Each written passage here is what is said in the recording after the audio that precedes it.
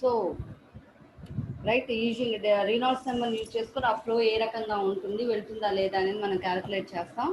Next metal flow rate and velocity calculation. Metal flow rate velocity calculation use చేసుకొని law of fluid dynamics అన్న, law of continuity అన్న ఇదే. A1 V1 is equal to A2 V2, Q is equal to volume of the rate of flow, A is equal to area, V is equal to velocity. A1 V1 is equal to A2 V2 వేస్తే అంటే ఒక్కొక్క దాని నుంచి ఎలా metal flow అవుతుంది, లేదా Q is equal to ఏవి వేసినా సరే నీకు మెటల్ ఫ్లో రేట్ తెలుస్తుంది, అంటే క్యూ వాల్యూ ఎంతో తెలుస్తుంది. దాన్ని బట్టి అది లీనియర్, అది వెలాసిటీని బట్టి నువ్వు దాన్ని క్యాలిక్యులేట్ చేస్తావు మెటల్ ఫ్లో రేట్ని.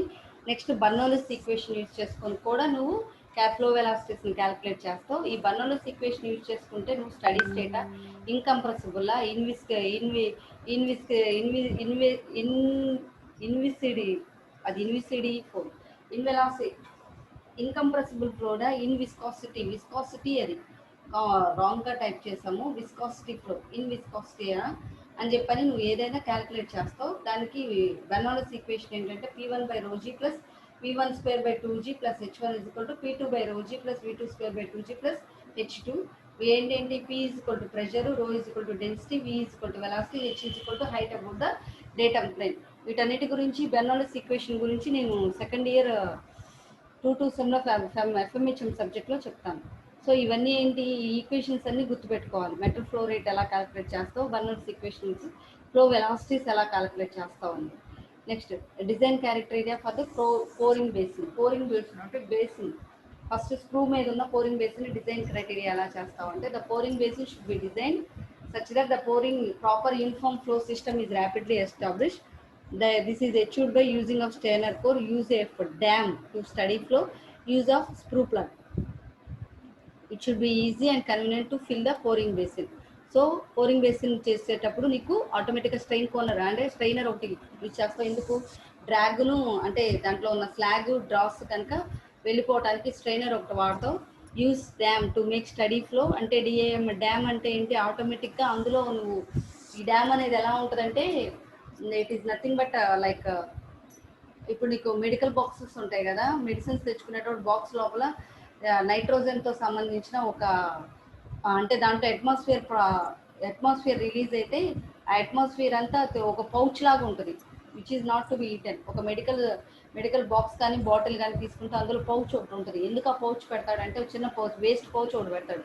ఎందుకు పెడతాడు అని అంటే నీకు మెడిసిన్స్ వల్ల నీకు ఏదైనా ఎయిర్ కనుక వస్తూ ఉంటే ఆ ఎయిర్ని ఆ పౌచ్ అంతా తీసేసుకుంటుంది అని చెప్పి పెడతారు. అవి షుడ్ నాట్ బి ఈటబుల్ అని చెప్తారు. నువ్వు కనుక ఏదైనా బాటిల్, అవి మెడిసిన్స్ కనుక బాటిల్ కానీ ఏమైనా తెచ్చుకుంటే అలాంటిదే. ఇప్పుడు డ్యామ్ అంటే అలాగే లోపల ఏంటంటే ఆ పోరింగ్ కప్ లోపల అది డ్యామ్ అనేది పెడితే ఏంటంటే ఏదైనా ఎక్స్ట్రా ఉంది, ఎయిర్ ద్వారా ఫామ్ అయ్యేది ఏదైనా ఎక్స్ట్రా ఉంది అని అంటే ఆ డ్యామ్ తీసేసుకుంటూ ఉంటుంది. యూజ్ ఆఫ్ స్క్రూ ప్లగ్, కొన్నిసార్లు స్క్రూ ప్లగ్ వాడతాడు, కొన్నిసార్లు వాడరు. సో ఇవన్నీ ఏంటంటే బయట నుంచి కొనుక్కొచ్చేసే కాబట్టి దాని డిజైన్ అనేది అంటే ఇవన్నీ కంపల్సరీగా పోరింగ్ కప్లో ఉండాలి. Should be easy and convenient to fill the pouring basin. తర్వాత డిజైన్ ఆఫ్ స్క్రూ ఎలా డిజైన్ చేస్తాడు, యూజువల్గా స్క్రూ ఇలాగే డిజైన్ చేస్తాడు, పేపర్ ఆకారంలో డిజైన్ చేసే స్క్రూ. ఇలా డిజైన్ చేయకూడదు screw. As the liquid metal passes to the screw, it losses it's pressure head but gains velocity. కింద ప్రెషర్ హెడ్ని తగ్గుతూ ఉంటుంది, వెలాసిటీ గెయిన్ చేస్తూ ఉంటుంది. ఇది ట్యాపర్ ఆకారం, దీన్ని చోక్ అంటారు, దీన్ని వెల్ అంటారు. The reduced turbulence and promote laminar flow from the pouring basin. The flow begins a near vertical inclination which is acted upon by gravity and with the accelerative gravitational force. Accelerative gravitational flow వల్ల పై నుంచి మనం పోస్తూ ఉంటే taper ఆకారంలో నుంచి కిందకి నీట్గా వెళ్ళిపోతూ ఉంటుంది. సో ఇది పోరింగ్ బేసిన్ పైది. 1 అనేది పోరింగ్ బేసిన్, ఇది స్క్రూ. సో స్క్రూలో కూడా వెళ్ళిపోతుంది. 1 is equal to free surface of the metal, 2 is equal to screw top and 3 is equal to screw bottom. ఇక్కడ నుంచి ఇక్కడికి హైట్ హెచ్సిగా తీసుకుంటాడు, ఇక్కడ నుంచి ఇక్కడికి హైట్ హెచ్టీగా తీసుకుంటాడు. So assume enter mold is at atmospheric pressure and no point of below atmospheric. Metal is pouring basin is at zero velocity. Zero as velocity assume చేసుకుంటే mass flow rate is equal to Q is equal to rho AV constant. So applying continuity equation A2 with A2 A3 is equal to V2 V3 అంటే A1 V1 is equal to A2 V2 కాబట్టి constant velocity equation apply చేసుకుంటూ నీకు HT ఎంతో తెలుసు, HC ఎంతో తెలుసు. Square root of HT/HC వేస్తే నీకు ఆటోమేటిక్గా దాని యొక్క ఏరియాస్ తెలిసిపోతూ ఉంటుంది. Actual shape of the screw is parabola. But in order to avoid manufacturing difficulty, we use taper cylindrical shape. Manufacturing difficulties మనం అవాయిడ్ చేయడానికి taper cylindrical shape వాడతాం. Tapered screw reduces the rate of flow at which the liquid metal enters the mold cavity and hence mold erosion is reduced. The area of the screw exits controls flow screw యొక్క ఏరియాని బట్టి flow rate control చేస్తాం, velocity control చేస్తాం, pouring time control చేస్తాం. Choke అంటే ఎక్కడుంది? దీన్ని choke అంటాం, దీన్ని చోక్ అంటాం ఈ ఎండ్ పాయింట్ని. So choke is a part of the gating system which is the smallest cross section area. In a free gating system, screw serves as a choke. Free gating system ఉన్నప్పుడు screw serves as a choke గా serve చేస్తాం, అంటే end point of the screw. This reduces mold erosion and turbulence because velocity of the liquid metal is less. This system causes air aspiration effect. Turbulence, mold erosion reduce అవుతా ఉంటుంది. In a choked system, gate serves as a choke. This creates a pressurized system, pressure ని create చేస్తూ ఉంటుంది. Due to high metal velocity and turbulence, this system expires oxidation and erosion in the mold cavity. Oxidation కానీ erosion కానీ అవి కలగనివ్వదు. Due to high metal velocity ఎక్కువగా ఉంటే erosion కానీ ఆక్సిడేషన్ కానీ కలగదు. The area of the screw exit which if the least is known as the choke area and can be calculated from the following relation ద్వారా calculate చేసుకోవచ్చు. Choke area is equal to W/C into DD into √GH. CA అనగానే choke area, W అనగానే weight of the casting, C అనగానే nozzle coefficient, D is equal to density of the liquid metal, T is equal to pouring time, H is equal to effective liquid metal head. So ఇవన్నీ choke area calculate చేయడానికి. తర్వాత pouring time. Pouring time వచ్చేసరికి high pouring rates leads to metal erosion, rough surface, excessive shrinkage etcetera.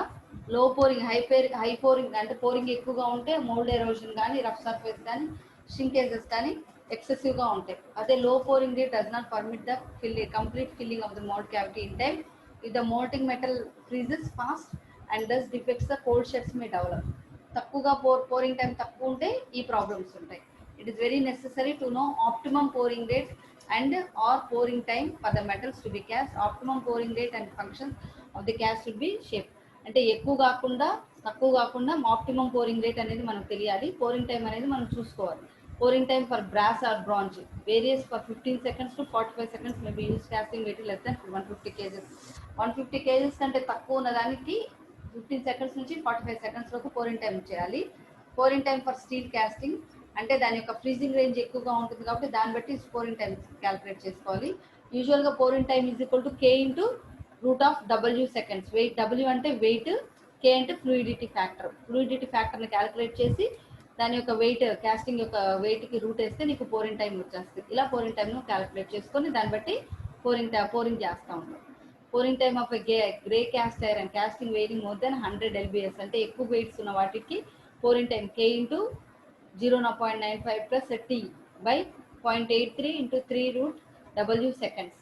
ఇన్ని seconds నువ్వు calculate చేస్తావు. అదే less than ఇంతకంటే less ఉన్న దానికి ఇది. W అనగానే వెయిట్ ఆఫ్ కాస్టింగ్, T అనగానే యావరేజ్ థిక్నెస్, K అంటే ఫ్లూయిడిటీ క్యారెక్టర్. సో పోరింగ్ టైంని క్యాలిక్యులేట్ చేసి అది దాని మెటల్ని బట్టి నువ్వు పోర్ చేస్తూ ఉంటావు.